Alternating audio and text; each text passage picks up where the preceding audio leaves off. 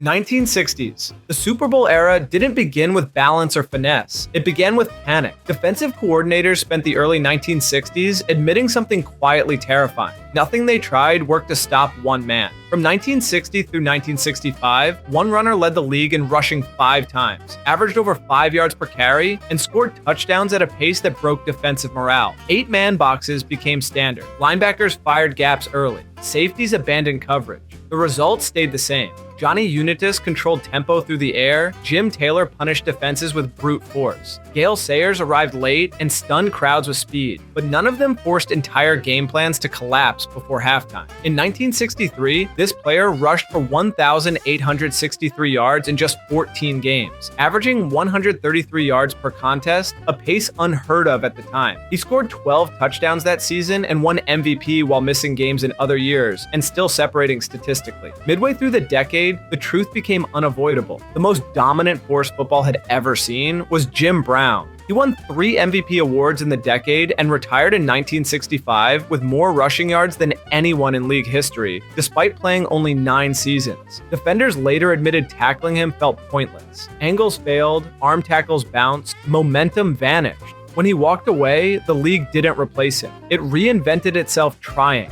1970s. This was football at its most unforgiving. Passing was dangerous. Mistakes ended seasons. Defenses ruled every inch of the field. Quarterbacks didn't dominate games, they endured them. Fran Tarkenton extended plays endlessly. Roger Staubach delivered late magic. Ken Stabler embraced chaos, but championships narrowed the conversation fast. From 1974 through 1979, one quarterback reached 4 Super Bowls and won all 4, something no one else accomplished in the decade. In those games, he threw 9 touchdown passes, including 2 in Super Bowl 13 against Dallas when the Steelers trailed late. During the 1978 season, he threw 32 touchdown passes, a league record at the time, while guiding Pittsburgh to another title. Critics pointed to interceptions and uneven regular seasons, but January erased every argument. Playoff football demanded aggression, not safety. This quarterback delivered when defenses were most violent. The Steel Curtain dominated headlines, but titles still required execution through the air. Midway through the decade, that reality centered on Terry Bradshaw. He won league MVP in 1978 and finished his career with more Super Bowl victories than any quarterback of his era. Others had prettier numbers. He owned the moments that mattered. In the most physical decade the league has ever seen, he didn't just survive pressure, he weaponized it. 1980s. Defensive backs could grab receivers without fear. Crossing routes invited punishment.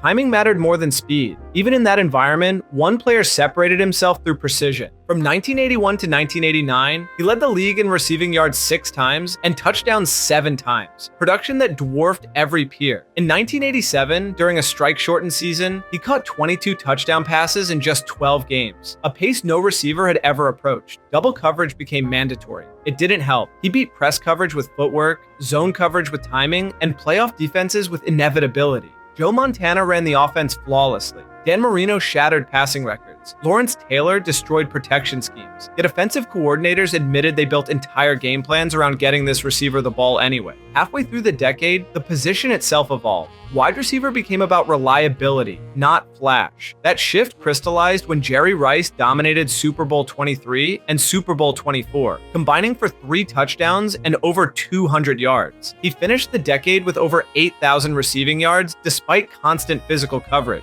By 1989, the debate ended quietly. This wasn't just the best receiver of the era. This was the standard everyone else chased, unsuccessfully. 1990s, football sped up. Highlights mattered. Broken plays became opportunities. Running backs still ruled, but only if they could create without structure. Emmitt Smith thrived behind dominant offensive lines. Thurman Thomas balanced versatility and power. Terrell Davis peaked brutally and briefly. Yet one runner turned chaos into routine. From 1990 to 1999, he rushed for over 15,000 yards, averaged more than 100 yards per game, and won the 1997 MVP award. That season produced 2,053 rushing yards and 11 runs of 50 yards or more. But stats never captured the damage. Defenders lunged and missed. Angles evaporated. Negative plays became highlights. He never celebrated, never taunted, and never chased attention. Halfway through the decade, fans weren't watching standings. They were watching moments. That clarity settled when Barry Sanders produced weekly clips that redefined movement and balance. He led the league in rushing 4 times in the decade and retired early while still elite, finishing with 10 consecutive Pro Bowls. The 90s weren't defined by dynasties.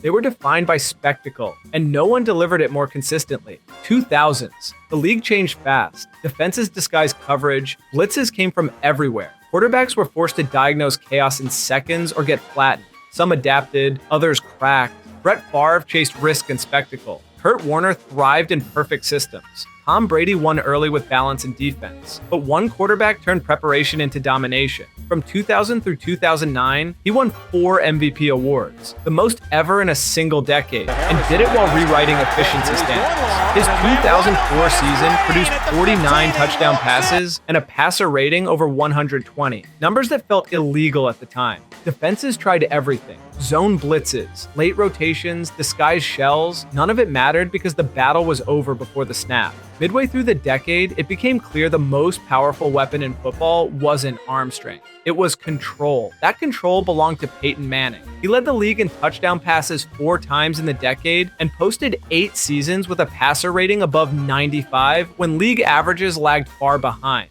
His 2006 postseason run silenced the last criticism, capped by a Super Bowl win after throwing 7 touchdowns and only 1 interception in the playoffs. Coaches admitted their defensive calls felt obsolete against him. The 2000s weren't about raw talent. They were about mental dominance. And no one weaponized intelligence like this. 2010s. Parity was supposed to win. The salary cap flattened rosters. Rule changes favored offense. Careers shortened. Yet one presence refused to fade.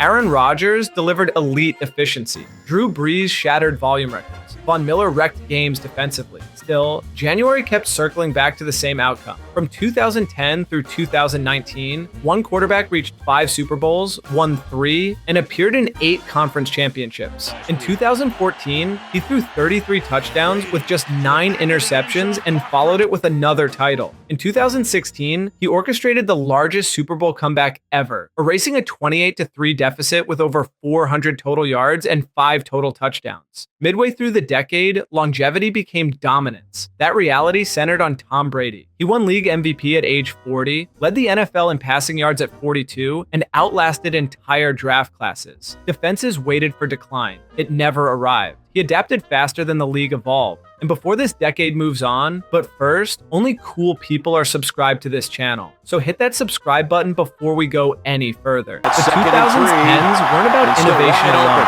They were about proving greatness could stretch beyond expectation. And one quarterback shattered the expiration date, 2000s 20s. The modern NFL is controlled chaos. Defenses disguise everything. Quarterbacks improvise constantly. Mistakes are punished instantly. Early stars flashed, Josh Allen brought power, Joe Burrow brought swagger, Lamar Jackson bent physics, but one player turned improvisation into inevitability. From 2020 onward, postseason football became his playground. In Super Bowl 57, he threw for over 180 yards on a bad ankle and accounted for 3 touchdowns. In the 2022 postseason, he threw for over 1,000 yards with 0 interceptions. His MVP seasons blended efficiency with creativity, posting passer ratings above 100 while leading deep playoff runs. Midway through the decade, the league accepted that structure no longer mattered against him. That reality centers on Patrick Mahomes. His arm angles defy coaching manuals. His pocket movement breaks coverage rules. Defensive coordinators admitted their best calls still failed. It gets crazier when you realize he's already accumulated multiple Super Bowl MVPs before turning 30. Others have talent, others have moments. This player dictates outcomes. The 2000s 20s aren't finished, but the identity is already clear. Football now rewards creativity under pressure, and no one thrives in chaos more completely.